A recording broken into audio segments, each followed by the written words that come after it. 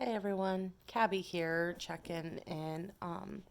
Hold that straight so it stops moving around. There we go. I was just checking in today.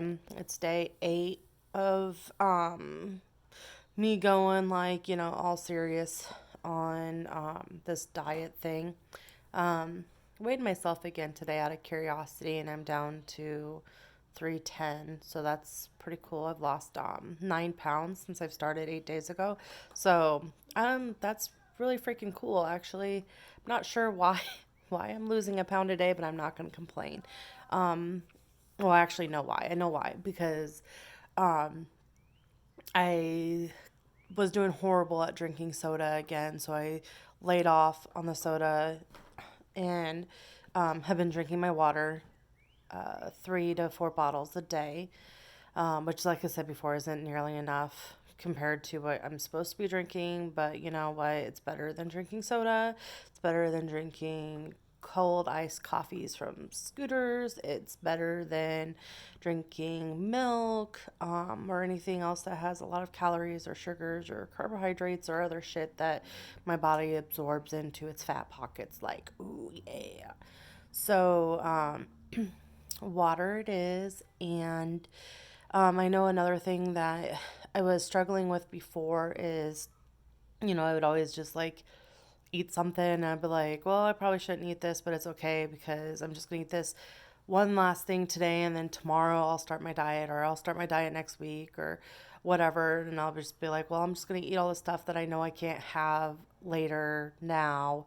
Um, but later never, well, like later comes. But yeah, you know what I mean? Like the day that like you're supposed to start your stuff and like watch what you're eating and stuff like that never came. And then like I've been heavy since like third grade, maybe fourth grade. And like I was thin and then one day I just plumped out and I've been plump ever since then. And I've done so much crap to try to lose weight. Um, you know, just so many different diets, so many different diet trends, fads, weight loss medicines, exercise programs. It's just a lot of stuff that I've tried. And it would frustrate me because even after working out at the gym, like every freaking day for like a month and a half and making sure that, I'm eating around the outside of the grocery store, not in the middle aisles, avoiding all those processed foods and stuff like that, and just eating like, natural grown foods like fresh meats, fresh fruits, fresh vegetables, stuff like that. Like I would end up gaining weight. Like after a month and a half, I'd end up being like 15 pounds heavier. Um, and I wouldn't really notice like a whole lot of like loss of inches, like hardly any at all. Like my clothes still fit me exactly the same. So um, that would really get me frustrated and pissed off. So then I would quit and be like, fuck it, if I'm going to be fat, then I'm going to enjoy what the fuck I eat while I'm fat. Um, so I would do that. And like in addition to that, like I've always struggled with like being like addicted to food basically. Like I just crave it. I think about it all the time. Like even when I'm not hungry, like I think about it and like my brain won't stop thinking about it until like I eat something. And like if I denied myself something and like kept telling myself I'm not going to eat that, I'm not going to eat that, I'm not going to eat that, like eventually I would cave and I would break. And um I would eat whatever it was that I wanted that I was letting myself not eat. In addition to that, I would eat like, let's say for instance, if I wanted I don't know, like a Snickers bar or like a package of peanut butter M&Ms or something like that. Instead of just getting like the candy bar, then I would like be like, no, no, no, you're not going to do it. And then like either by the end of that day or the next day, I would have go and then I would get whatever candy bar I wanted, like M&Ms, and in addition to the peanut butter M&Ms, I would get a Snickers and then I'd eat both of them. So it like actually amplified um the original craving by denying it. Um, and I know a lot of people don't understand that and a lot of people don't get that, but it is what it is, you know? And not only like other problems I would have would also be like exercising every day and stuff like that. Like my body would just get so sore. And I know like at first, like your body gets sore because you're working stuff that you're not used to working in. But like, I mean, like I would get so sore. And like even after working out, like for 4 weeks or more, like my body still hurt and it would actually start to hurt more and more and more and more and more. And I just get so tired and like always out of energy. Not to mention that, like it's hard to find time when you have 4 kids and, you work and, you're pretty much, even if you're doing it yourself or not doing it yourself, like, you got, and even if you don't have kids, life is busy. You always, there's always, I feel like something going on. Uh, but they say, whatever is actually important for you, you make time for. So um, I just try to make time for stuff the best I can. Um, excuse me. Um, but yeah, and I've had some health problems too. Like I did a sleep test a couple of years ago and found out that I have sleep apnea because I was always tired. Like I was like always tired. Like even when I was sit there and I tried to drive and I'd like start nodding off while I was driving because I was so tired. It was just ridiculous. Fall asleep at the computer because I was tired at work, just like, yeah, I'm awake, just always tired. Lack of energy to do anything, including working out. It made it really hard when I was working out because it made me even more tired. But since I've got the CPAP, that's helped a lot. That's helped a lot. Um, And then I had the the heart attack, which really drained me. Like that took a lot of energy away from me. And I don't know. I know some of it was because I had a heart attack, but some of it I think also was my body just kind of like myself letting my body like relax and recoup, because I'd spent more than 2/3 of my life just go, go, go, go, go, always running from one thing to another, constantly feeling like my brain was just spinning all the time. Like, it got to the point where I had so much stuff I had to do that, like, I didn't even know, like, what to even do because I had so much stuff I had to do, and all of it was priorities. And at the time, my priorities looked a little bit different too. Work was a priority. Um, I gave a lot to the company that I used to work at, um, a lot to the point where like I gave too much of myself to the company. Um, so that was a lot of time, and then there's a lot of time. And then, especially since I didn't live in town, so driving back and forth was eating up, a good hour and 15 minutes of time right there. And then having kids with appointments, um, and then having to go back and get them. Any day that one of my kids would have an appointment, it was automatically 3 hours of driving time right off the bat. That's just to and from. Um, and that's not even the appointment. So, you're losing 4 hours for an appointment, and then that's 4 hours that you have to make up at work. So then you're at work more. Um, so I just felt like I was always at work. And then when I was home, it wasn't quality time with the kids. It was, trying to catch up on the laundry, trying to catch up on the dishes, trying to make dinner, trying to get homework done with the kids, taking them to their sporting events, their band events, choir, whatever was going on that night. So doing all of this and having started to work at a really young age, um, when I had my heart attack and just kind of started taking a relax and just chilling, I allowed myself to do that. And I think at that time is when my body and my mind my mind kind of caught up with my body and was just kind of like, holy crap, kid, you really need to just chill and relax because, it's a wind up toy that just needs to unwind.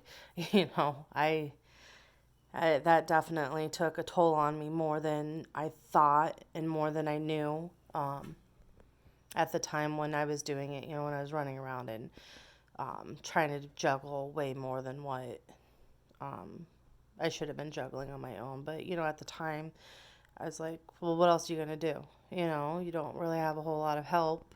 Um, and I didn't like asking for help either. So, mainly because a lot of times in the past when I would ask for help, I never got help. And very few people um, who I asked help for would actually help me. And you don't, when you only have like one or two people that like truly know, um, help you, like would help you, you don't want to keep asking them to help you, even though they're more than happy to. Like, you just get to a point where, like, you don't want to take advantage of them, or feel like you don't want them to think you are, and you don't want to, like, well, not you, I didn't want to, have them think that I was trying to take advantage of them, and I didn't want them to get tired of helping me all the time. 'Cause I know, like, when somebody depends on you to constantly help them and take care of them, that it's a burden. It can be a burden, and even though it's a burden, like, I know now, like, even though it's a burden, like, you're happy to do it, but, like, I don't want to be a burden to anyone. So, like, yeah, but I started, asking people for help, and they, been getting it, and which is nice. Um, but it's still like tricky for me sometimes to do because I'm just like that. But I've been reaching out more and having people help me a lot more than just doing everything on my own. Um, so yeah, and then also being busy like that all the time too makes it hard to have the energy and time to cook like healthy meals and not just throw something in the oven that, is pre-made and saturated in like sodium and preservatives and all that other stuff that you're not supposed to have. Um, I ramble a lot and then I get off topic and then I get to a point where I'm like, I don't even know where I was going with this in the first place. um, yep. But yeah, I know we were talking about like food addiction and how I was having a hard time with that and everything else with being tired and having um, stuff making it hard. So, like, some of the reasons, aka excuses, why I haven't been able to stick with something, but it sucks. It's challenging. I am on a new medicine that helps block my addiction with food. It helps take care of the addiction for food. Like, it helps me to not think about food all the time. So, which is nice to, like, just do stuff and not think about it. I mean, if you've ever anybody, it, like, food addiction is real. It's a real thing, and it's just like any other addiction. Like, you can't stop thinking about it. Like, you get cravings, you like really strong cravings. Like, you have to have it. You can get like like kind of like stressed out and frustrating if you don't get it. So if anybody like has ever smoked, and tried quitting, or had a drinking or drinking and tried quitting or something, and you've had an addiction problem with anything like that, like, it's the same thing. Like, it's the same concept. It's just a different drug, basically, a different vice, and it's just it's challenging and it's really hard to get over, and a lot of people don't understand that, um, some people, I don't know. I haven't really met anybody who weighed over 300 pounds who said, yeah, this is my choice. I want to be over 300 pounds. I eat a lot on purpose just to be fat. Ha, take that. It's not usually that way. It's, you're struggling. It's a battle every day to not eat extra food and to not even think about it. Like I said, just not to think about it. Um, you get so used to being the way you are for such a long time that you kind of, after a time, just kind of grow numb to it and just kind of accept it, because I feel like when you're in the position of being overweight and obese, like you really don't, it's a tricky slope. Like, it's like you have to accept yourself for the way you are. And by doing so, you become comfortable with yourself and the way you are, heavyweight. And, because that's what you're supposed, that's good. That's a good thing. You have to care about yourself the way you are. Know that you're beautiful, even if you are fat or thin or whatever. And for me, anyways, I kind of got in that mindset. It's like, well, I'm fat, but you know what? I'm still cute. I'm still nice. I'm still a great person. I'm still funny. I'm still a good mom. So you get comfortable with it, which then kind of, you use that against yourself. So instead of like saying, like, I know I can lose weight, it's, well, um, why should I lose weight?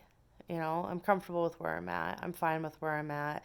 I've tried to lose weight in the past and it doesn't work anyways. So, you know, um, it kind of can work against you in that aspect. Um, and on that same category too, like working against you is um, one thing I would always tell myself too is like I didn't want to lose weight because I wanted to be able to find somebody that um, I know would want to be with me. Um, like a relationship, like somebody who cared about me and loved me and wanted to be with me in a relationship the way I was, being chubby and all. And then when I found that person, then I would start to lose weight, because then I would know that if they loved me at my fattest and my heaviest, that they would also love me at my skinniest. Really weird rationale thought process, but that's was one of the things that run through my head. Like I didn't want to find. I would tell myself that it's like, okay, well, if you get skinny, then you'll have guys who will want to be with you and stuff because you'll be more attractive and stuff. But then you won't really know if they care about you because you're skinny or care about you because of who you are. Um, those are like just things that ran through my head. And now I just don't even care anymore because I don't, I don't care. I've got my kids I gotta take care of. I gotta take care of myself so I can take care of my kids. And that's kind of what hit home, um, 8 days ago, to the real driving factor of all of this is my doctor started me on a med, like I said, to help with the thoughts of, the food addiction, basically. And it also, my blood sugar levels have been kind of on the high side. Like they're not horrible. Like I'm not considered like a full blown diabetic, but I'm pre diabetic. And so she started me on this medicine because it acts as an insulin for like diabetic people. And then in addition to that, it helps with the cravings for food. So I started on that medicine um, on the 8th of May. And when I went to the pharmacy to pick it up, um, I also got some, like the needles and stuff like that, like, the glucose monitor and all that stuff. And um, my daughter asked me what it was. And I, explained to her, it was kind of like an insulin for, because my sugar levels were kind of high and I wasn't diabetic yet and yada, yada, yada. And she was like, so what's wrong with being a diabetic? And then I went on to explain to her that, you know, you can go into a coma, you can have a heart attack induced by having diabetes, you can have kidney failure because of diabetes, you can lose your toes and your legs. My grandma, God bless her, she's not with us anymore, but I love my grandma, you know, a lot. And she had diabetes. And I remember her telling me in my 20s, you know, just get on it when you can, you know, because when you get older, it's harder to get off the weight. And trust me, you don't want diabetes. Trust me, you don't want diabetes. She ended up losing both of her legs to diabetes from the knees down. Um, and she ended up having to have dialysis to the point where she had to have it every day. And eventually her kidneys just kind of gave out on her. And it was painful watching her go through all that. If you, anybody you know or love that has diabetes and struggles with all of that, it's tough. It's tough to go through that. And all the other health problems that are associated with that diabetes causes. Um, so it was after I explained that to my daughter, and then her looking at me and going, "So you have diabetes?" It kind of kick-started the, "Oh shit, this is real." Um, so much for, you know, trying to take care of it later, or I'll worry about it later when it happens, or anything like that. So, yep, it kind of kick-started that. You know, and just a combination of other things too, you know, being winded when you go up a flight of stairs, you know, not being able to wear your fat pants anymore. Um, you know, just stupid things like, you know, being able to wipe your ass after you poop. You know, just stupid shit, you know. It just trying to bend over to put your shoes on and tie them, you know, and being like, "Ooh," you know, and just people looking at you funny because, you know, you're physically having problems doing stuff that they don't understand. Like, well, it's not a big problem. Why are you having problems with it, you know? Um, just, you know, all that good stuff. It's, it all kind of adds up, you know, and then just the realization that, like, you know, my kids are all still relatively young. You know, my older twins are 14 and my younger twins are 5. Um, so, I mean, if I want to be around when my 5-year-olds decide to get married in 20 years, if they ever get married, because right now they're crazy little boys and I'm not sure how anybody is going to be like, eh.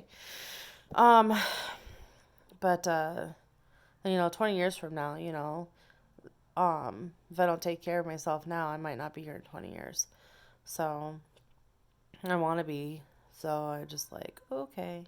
I also want to be able to walk around and not like have to try to catch my breath 15 million different times. I want to be able to um, walk across the room and not have to sit down and catch my breath because I'm huffing it. I want to be able to like bend over and, you know, tie my shoes again. Um, Although I do like Velcro. Velcro shoes are like the shiz. But, you know, tying shoes is also nice. I want to be able to carry a load of laundry up and down the stairs and not feel winded. um, you know, just I want to be able to go to the amusement park and be able to fit inside some of the rides instead of being told that I can't ride the ride because I can't get the harness to lock properly.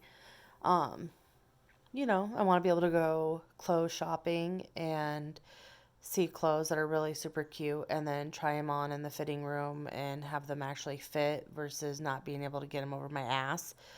Um, and then being sad and upset and disgruntled and angry and frustrated because I can't buy clothes anywhere because nothing fits me.